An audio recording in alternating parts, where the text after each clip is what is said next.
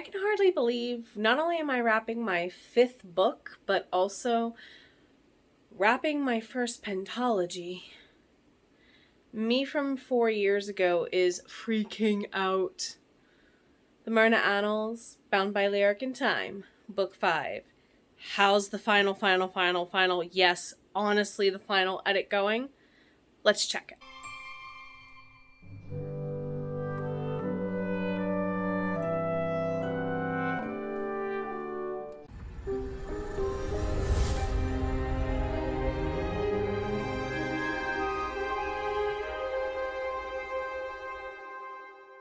Welcome back to another episode of Sitting Down with Soul Writer. My name is Jenna O'Malley. I am your soul writer, author of sci-fi fantasy with dashes of romance and nerdy references, including those found in my almost soon to be completed season 1 pentology and main quest line, The Myrna Annals. So, we're just going to go this route for now. Hi, Rachel there in the background.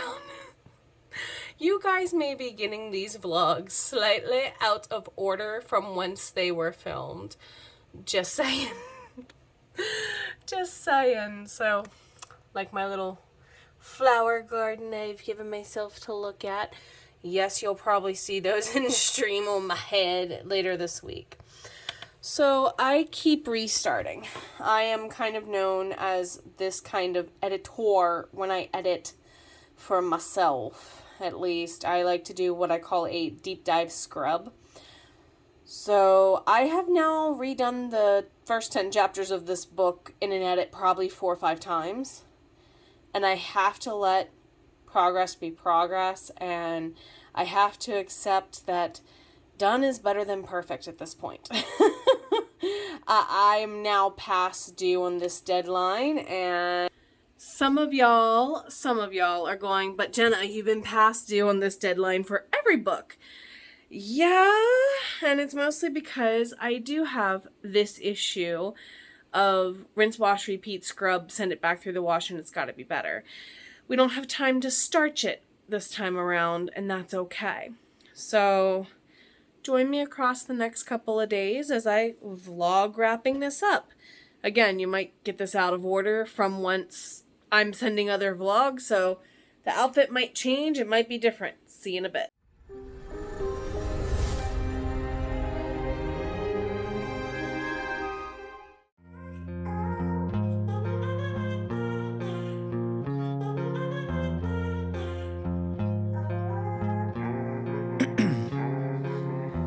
In my veins, I've been driving this train, years in this lane, there's no stopping this flame, cause I came to the game and I changed it to play how I like, rearranged it to my own domain. Yeah, I got what it takes, made lots of mistakes, taking shots, skipping breaks, feeling lost, feeling great, popping off, singing straight, never stopped, never changed, all the squad here to play, and I've got something to say, yeah. I work hard each and every day, I get lost in the words I say, I don't push pause, no I push play, I won't stop till I make a change, I withdraw on the things I make, I turn flaws into flawless traits, I build tall, never capped in space, I won't stop till I hear him say, oh, oh, la, la, la, la, la, la.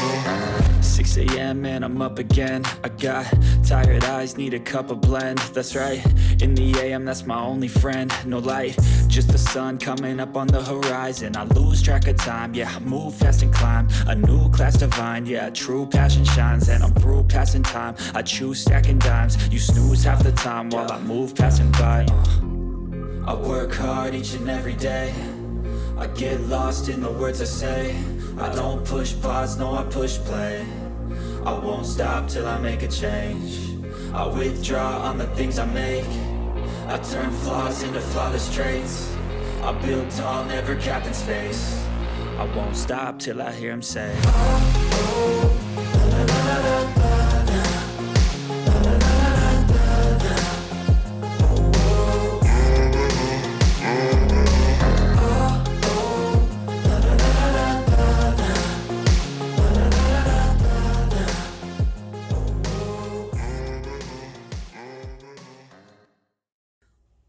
So lost footage is now kind of working in y'all's favor.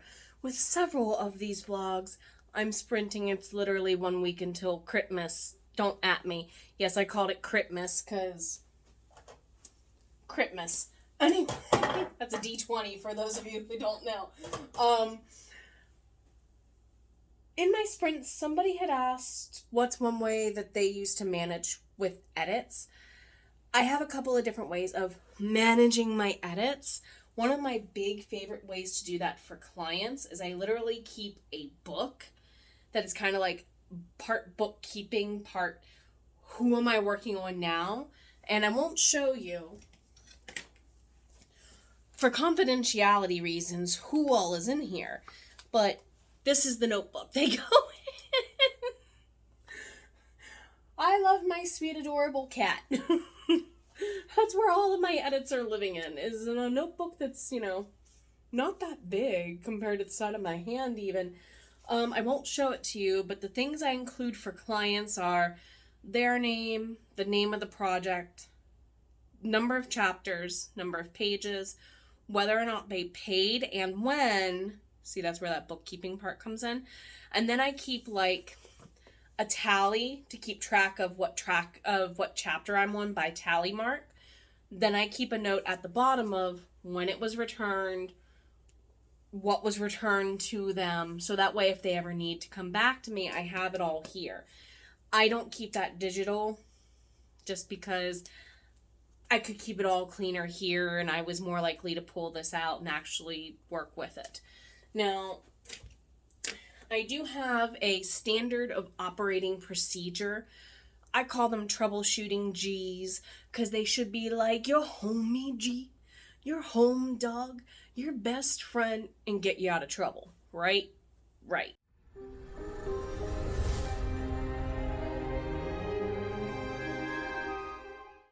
Hey everybody, so surprise! I went cleaning through and looking through for templates for a client for other things, and I thought I was going to have to do a whole video on walking you all through this, but guess what, y'all? Guess what I found? The original template that I made of way back when, a year and a half ago, when I started redoing the rebrand, relaunch. Well, it's 2 years going on ago now. But when I was doing the rebrand, relaunch, revolution, I had to make a way to stay organized with my edit and getting everything back out there. And I totally forgot about this is literally where I started this. The life cycle of a story's soul is this master's mind spreadsheet that I've been using, and I'm like, I have one that's all marked up and has been worked on, and so on and so forth, whatnots. I don't know for sure if I want to share that version or not with all my data. However, since I found the original blank version, let's go ahead and me kind of walk you through it a little bit. I'm going to zoom in closer here so you can, yes, it's a lot of tabs. You can go ahead and description box below, copy it, paste it, do whatever you want, remove all the tabs you want. I'm going to walk you through my madness. So book title, put in your book title. For me, for example, I could put in probably legacy of, I'm not telling you which kid is coming first. If I tell you the second half of the legacy of blank and blank titles, you'll be like, that's so-and-so's kid, for those of you who have read my books. So, say for season 2, I would go season 2, book 1, the series title, The Myrna Annals, season 2. This is technically book 6 in the mainline series. So I don't know if I'm changing it back to 1 or keeping it as 6 still yet. I haven't decided that. Brainstorm, this is just a check mark. These are all just check marks. What I was doing on mine was I was just filling in with a green. If it's green, I did it. If it's white, I haven't done it yet. Okay? You are welcome to go ahead and fill in these little check boxes how you please, but that's all it is after here. Did I brainstorm? When I'm done my brainstorming, let's get real, I'm going to come back to this step. But when I'm done my main part of the brainstorming in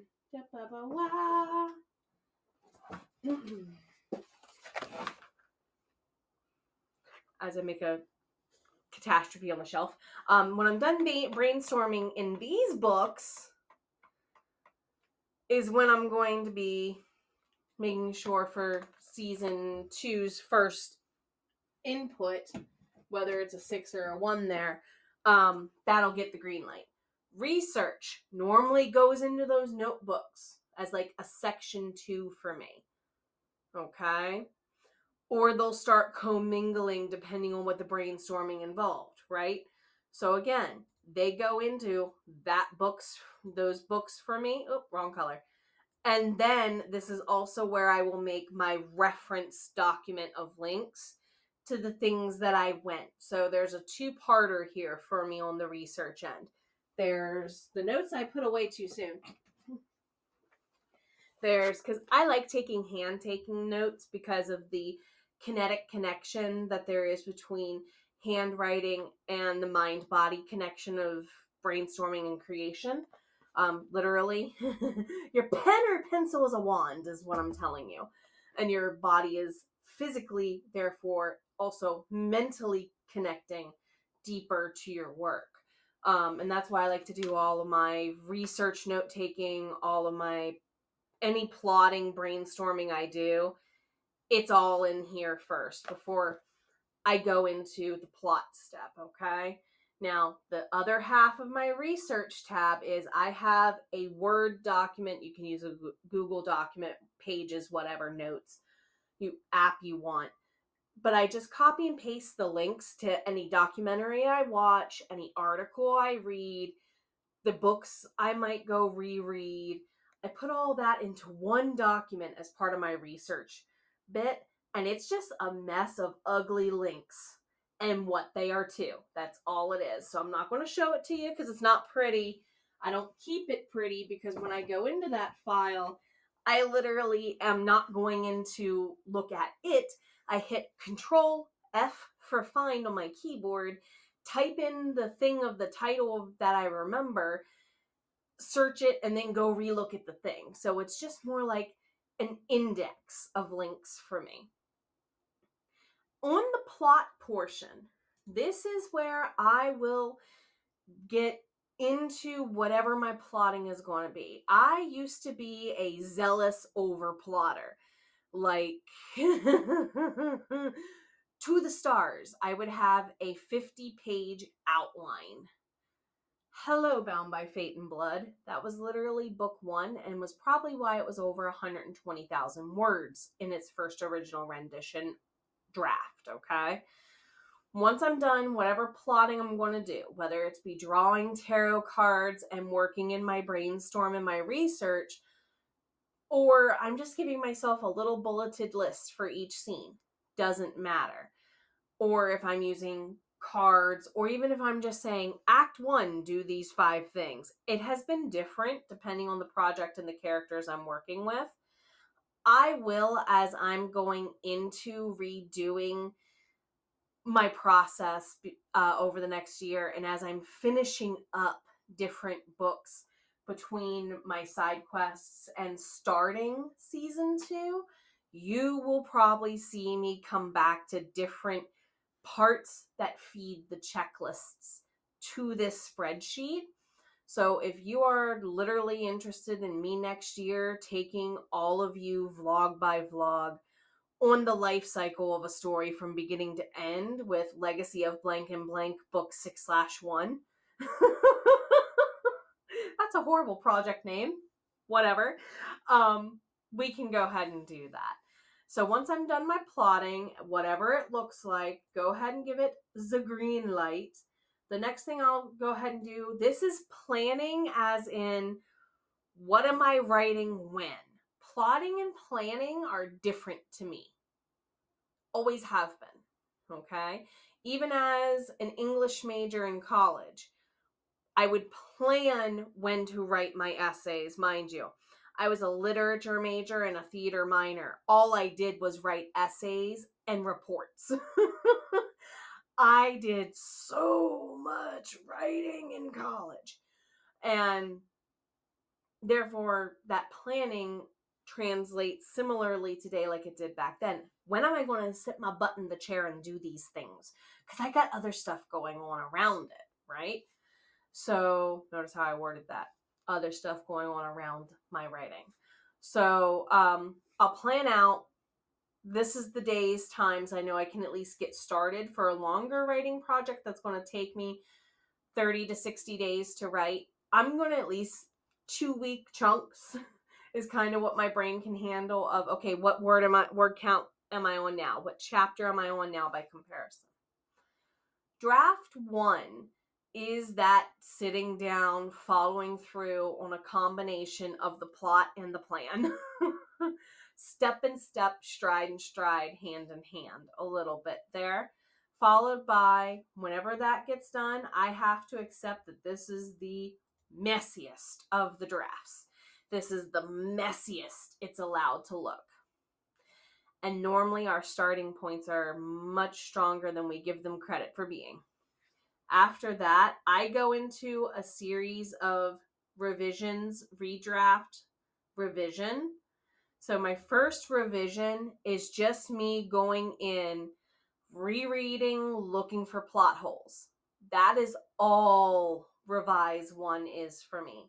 Reread, look for them plot holes. Draft 2 is going to be if I need it, and revise 2 is going to be if I need it. Okay? Essentially, do I need to redo the pattern I just did with draft 1 and revise 1? Do I need to go back more into drafting mode one more time to really do a deep dive fix on like organizational? In English class, we always called them higher order concerns. It does not matter how good your grammar looks if your essay, outline, novel, whatever, does not make sense.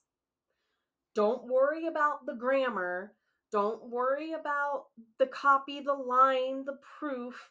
They don't matter if you have plot holes all over the place, yo. So some books I've had to do more. I've had to do 3 draft revise patterns actually on a couple of books. So that's why you see a revise 3 here. Sometimes I need to drop a draft 3 column in there. Sometimes I can remove this revise 3 and not ever need it. Some books have needed my attention more in that higher order stage, building the foundation more than others, and that's okay. I'm looking at you, book 3. Frey is always Frey.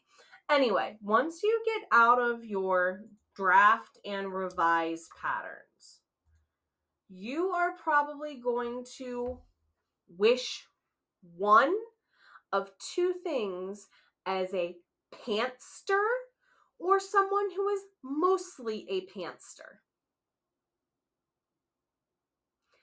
Those of us who spend more time plotting, planning, usually, not always, usually do not have as rough of a time most of the time with the revision and editing stages because we front loaded a lot of the higher order thinking, figuring it outness with the brainstorm, research, plot, and plan. If you didn't do much or all of that, depending on what your project needs, because sometimes some projects will throw you a curveball, book 3. Anyway, you might find you have more time truncated going back between draft revision, draft revision, draft revision, and you're not even getting into what true editing, deep level grammatical editing is yet.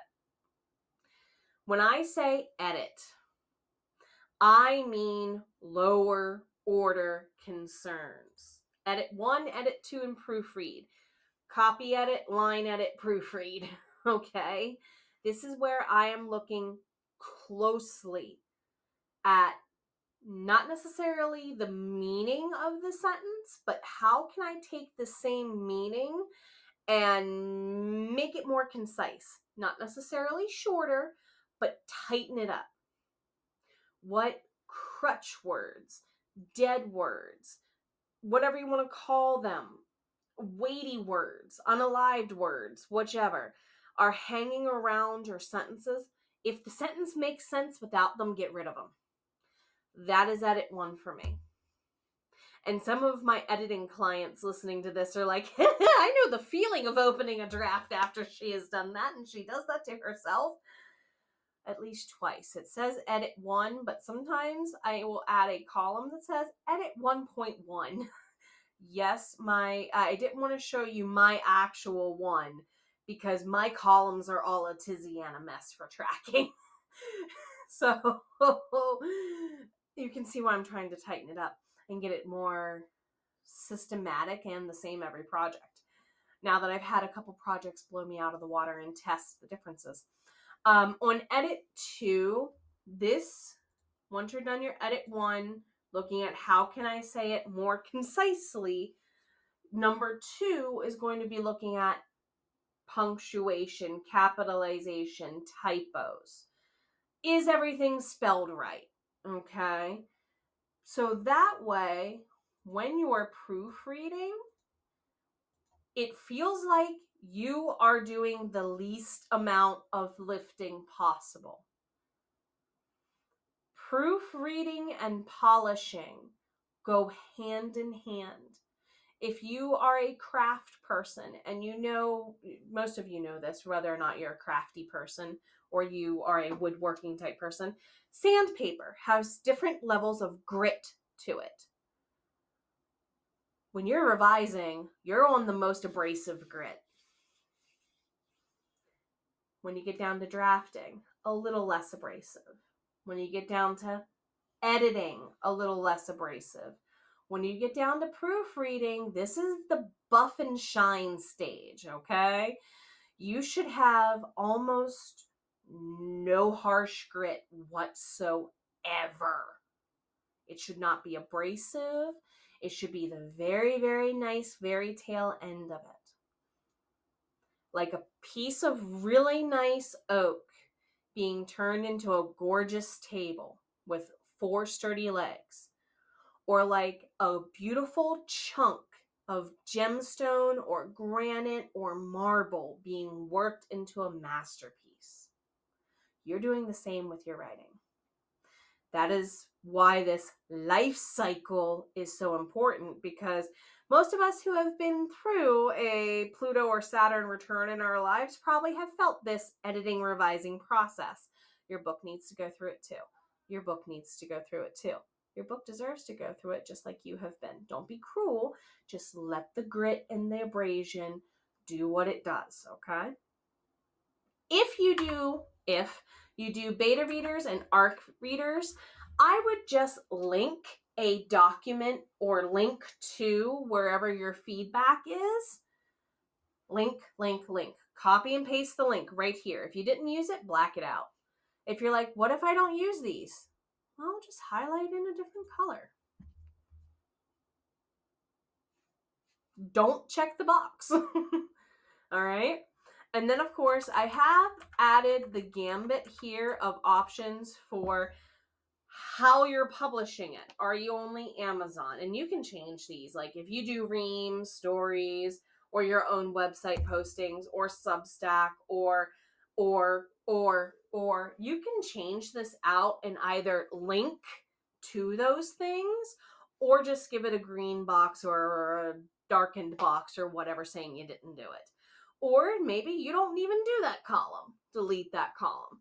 This becomes a template for you to get started tracking the life cycle of your book baby as it grows up into being a teenager showing off on the stage, getting ready to glow up into its adulthood of being loved by readers. So welcome on in, everyone. We have a lot to do together, I think, next year. Thank you for joining me so far on my editing journey. Book 5 is on its polish edit. I'm doing the buff and shine to it and getting ready to do any, for me, that buff and shine also includes, you don't see it on here, but a column that could be formatting, if you would wish. If you don't want to make that part of another column. So, above all, take care of you. Your books and your characters are only as healthy as you are. And your voice deserves to be heard as a vibrating resonance through them to reach the readers who deserve and need and desire to hear your tales most. From your soul to theirs, and from mine to yours, a huge hug. Take care of yourself. See you in the next one.